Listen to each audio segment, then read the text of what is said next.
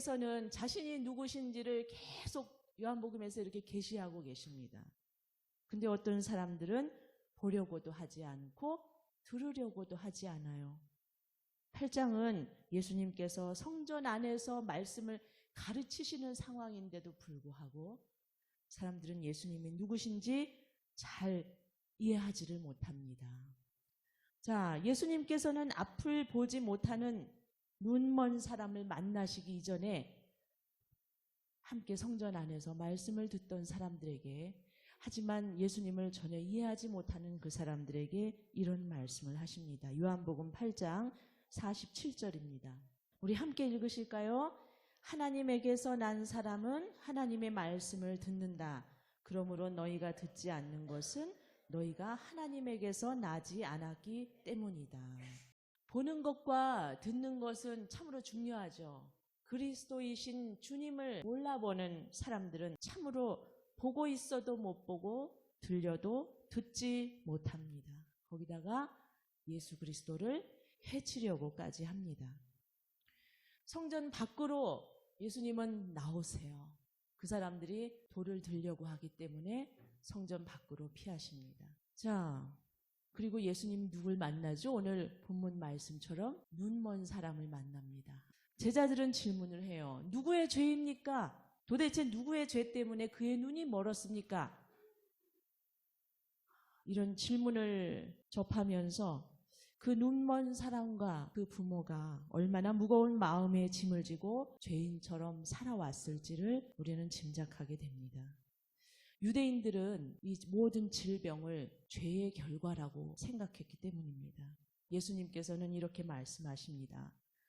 그 어떤 누구의 죄도 아니다. 다만 하나님께서 하시는 일을 드러내고자 합니다. 여러분에게도 이러한 소망이 있으시기를 바랍니다. 삶의 무거운 짐, 또 어려운 일들을 감당할 때에 주님께서 이 모든 일들을 돌보셔서 이 시간을 지나는 동안 주님을 만나게 하시고 또 나를 구원하시는 주님의 일을 보게 될 거라는 그 소망 말입니다. 주님께서 동행하실 때에는 빛의 삶을 사는 은혜가 있습니다. 이어지는 말씀이 이를 증거해 줍니다. 4절 말씀입니다. 우리는 나를 보내신 분의 일을 낮 동안에 해야 한다. 내가 세상에 있는 동안 나는 세상의 빛이다. 자, 예수님과 동행하면 밤이 없어요. 무슨 말일까요? 비록 우리가 인생의 밤일지라도 빛이신 예수님께서 친히 우리의 삶을 밝혀주고 계시기 때문입니다. 날마다 소망이 넘치고 주님을 따라가면 걱정이 없습니다. 생명이신 주님, 나는 세상의 빛이다. 나와 함께 동행하면 인생의 밤이 없다라고 말씀하시는 주님의 음성을 들으시고 소망을 가지시길 기원드립니다. 무엇이든지 하나님을 깊이 신뢰하는 믿음으로 간구하시기를 바랍니다. 성전 안에서도 또 성전 밖에서도 예수님은 그곳에 계셨지만 누구신지 도무지 이해하지 못하는 사람들처럼 예수님과 아무런 상관없는 말과 행동을 하는 유대인들처럼 대낮에 환한 빛 아래 있으면서도 깜깜한 밤을 살지 않기를 바랍니다. 행여 나의 기준이 하나님의 일을 방해하고 있는 것은 아닌지, 하나님을 위하고 교회를 위한다는 선하게 보이는 마음이 내 속에 일어날 때 자신에게 속지 마시기 바랍니다. 왜냐하면 우리는 근본이 선해서 하나님을 믿는 것이 아니라 하나님 앞에서 우리 마음의 허물과 모든 죄를 끝없이 용서받아야 하는 구원을 갈망하는 연약한 한 인간이기 때문입니다. 하나님 앞에서 우리는 이렇게 고백할 수 있습니다. 주님, 날 때부터 눈먼 사람이 바로 나입니다. 내 생각과 내 욕망에 눈이 가리워져서 하나님의 일을 못 보는 그 사람도 바로 나입니다. 지금 이 시간 예수님을 만나 눈을 뜨고 예수님을 온전히 따라 살기를 원합니다. 이렇게 고백하고 회개하는 심령으로 오늘을 예배하는 저와 여러분 되시기를 간절히 축원드립니다. 드디어 예수님께서 눈먼 사람의 눈을 만지십니다. 치매 진흙을 개어서, 별로 상상하고 싶지 않으시죠? 침에 진흙을 개어서 이 사람의 눈에 발라주십니다. 저 눈먼 사람이 바로 나입니다. 그렇게 고백을 했습니다. 주님이 진흙을 개어서 내 눈에 발라주시는 겁니다. 침은 고대 사회에서 치료하는 효과가 있다고 알고 있었어요. 침은 그렇게 중요하게 생각하지 않으셔도 됩니다. 하지만 진흙은 중요합니다. 예수님께서 하신 이 행동은 하나님께서 우리 인간을 흙으로 빚으셨다는 것을 연상하게 해주기 때문입니다. 우리 안에 불어넣으신 하나님의 형상을 회복하는 한 의식과도 같습니다. 그 다음에 예수님은 그에게 실로암 연못가로 가서 눈을 씻어라 라고 말씀하십니다. 이 사람은 예수님의 말씀에 순종하여 눈을 뜨는 기적을 경험합니다. 그에게 예수님은 새 생명을 허락해 주신 구원자입니다. 하나님을 좀 안다고 하는 사람들에게는 예수님의 모든 말과 행동이 걸림돌이 되었을 겁니다. 왜 이들의 마음은 이렇게 부대꼈을까요? 예수님을 그리스도로, 구원자로, 메시아로 인정하기가 싫었던 겁니다. 눈먼 사람에게 예수님께서 하신 놀라운 일을 들었음에도 불구하고 사람들은 그의 부모를 불러서 또 물어봅니다. 이 부모는 그동안 우리가 죄인 취급받아 살아왔는데 얘기를 잘못하면 자칫 유대교에 대적해서 사회적으로 종교적으로 배척될까 두려운 마음에 말을 못합니다. 하지만 예수님을 만나서 눈을 뜨게 된 사람은 두려울 것이 없어요.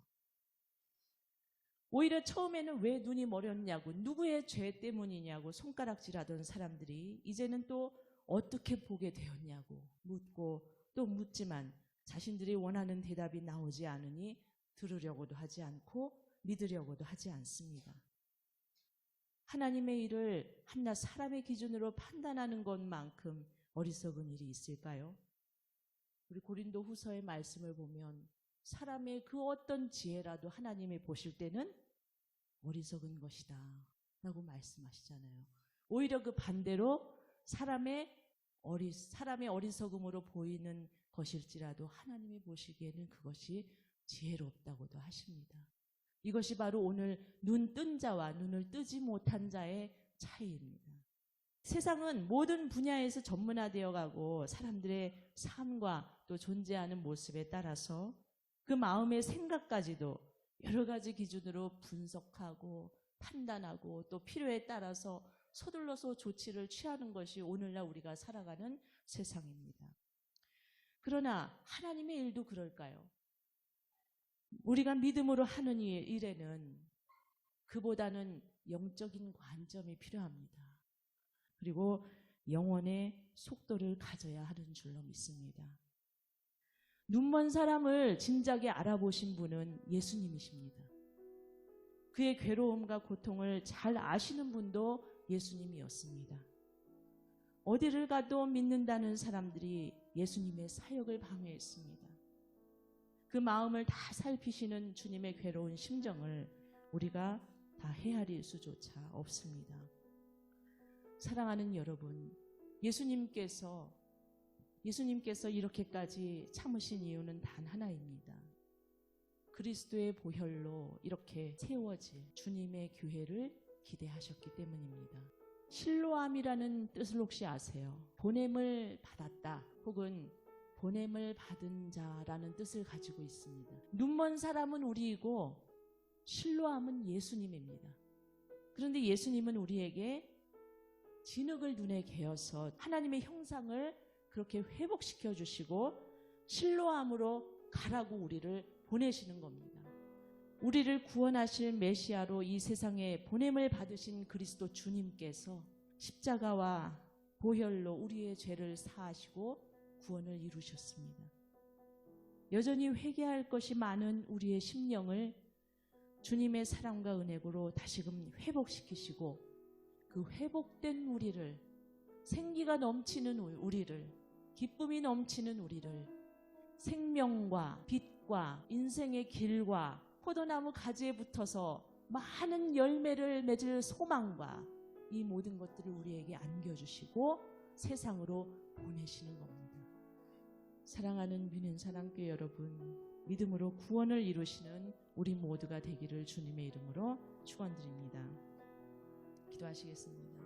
오직 그리스도 안에서 이러한 놀라운 구원이 가능함을 믿습니다. 주님만이 우리의 눈을 뜨게 하실 것을 믿습니다. 주님만이 우리를 온전한 하나님의 자녀로 회복시키실 수 있음을 믿습니다. 주님만이 우리의 영원한 삶의 빛이심을 믿습니다. 주님만이 우리와 함께 끝까지 변함없는 사랑과 은혜로 동행하시는 분임을 믿습니다. 우리의 믿음 변치 않도록 성령께서 날마다 매 순간마다 붙들어 주시고 우리를 주님 앞으로 인도하여 변화시켜 주시옵소서. 모든 것을 예수 그리스도의 이름으로 기도합니다.